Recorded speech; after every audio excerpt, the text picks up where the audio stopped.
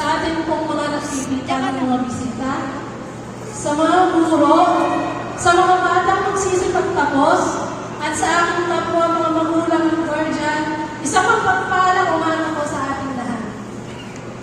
Isa po talagang napakalaking pribilehiyo ang pagkakataong ito na binigay sa akin upang makapagsalita sa inyong harapan. Kaya nais ko pong gamitin ito upang pasalamatan ang mga tao na ibahagi ng journey ng mga batang magsisipagtapos. Unang-una po ay ang ating kapitan, Kapitan Carlito Sernan. Dahil umpisa pa lang, hindi pa po nag-umpisa ang pag-aaral ng mga bata, meron na po agad nakahanda ang mga kapitan na hindi na po isipin na ibabawas sa budget ng mga magulang.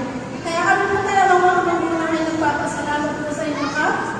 At pati natin po, syempre sa ating napakapoging Mayor Avalos, Senior, sa mga uniform ng mga bata, sapatos, itong sa medyas, na hindi naaalalahanin ng magulang.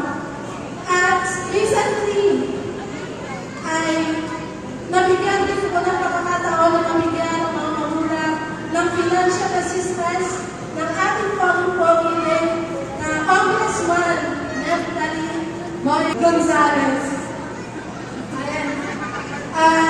Yan, we are really thankful po na mamaya after po ng graduation may mga pag-handa yung mga bata. At syempre po, we are thankful sa mga teachers, especially po kay Ma'am Elenita Parano. At syempre po sa kay Ma'am Marlene Galbusan sa pagbibigay ng kaalaman at para magkaroon ng isang maging successful ang kanilang unang step sa kanilang pag-aaral.